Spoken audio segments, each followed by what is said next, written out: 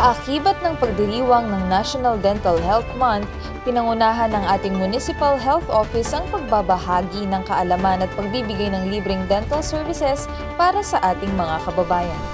Ginanap din ng isang surgical medical mission kung saan tayo'y naghandog ng ilang libreng surgical at medical services sa ating municipal stadium.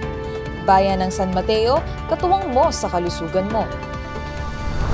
Nakiisa rin ang ating pamahalaang bayan sa pambansang pagdiriwang ng 28th National Autism Consciousness Week sa pamamagitan ng pagsasagawa ng Autism Olympics.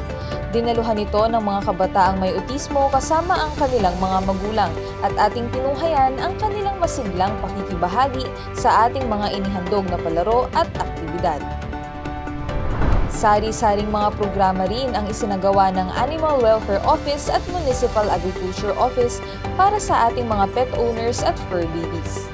Nagkaroon ng Pet Owners and Lovers Meet and Greet kung saan nagtipon-tipon ng mga fur parents at nagkaroon ng pagbabahagi ng kaalaman ukol sa responsible pet ownership. Sa Fur Babies Day Out naman ay higit sa 200 mga alagang aso't pusa ang nakatanggap ng libreng serbisyong veterinaryo.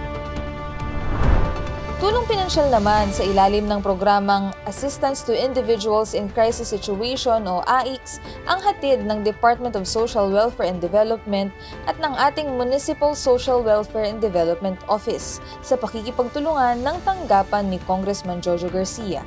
Higit sa 1,000 mga individual na kabilang sa vulnerable sector ang nakatanggap ng cash assistance para sa kanilang mga pangangailangan. Maraming salamat pong muli sa inyong tulong sa ating mga kababayan. Handog ng ating pamahalaang bayan para sa ating mga kababayan ang libreng Wi-Fi.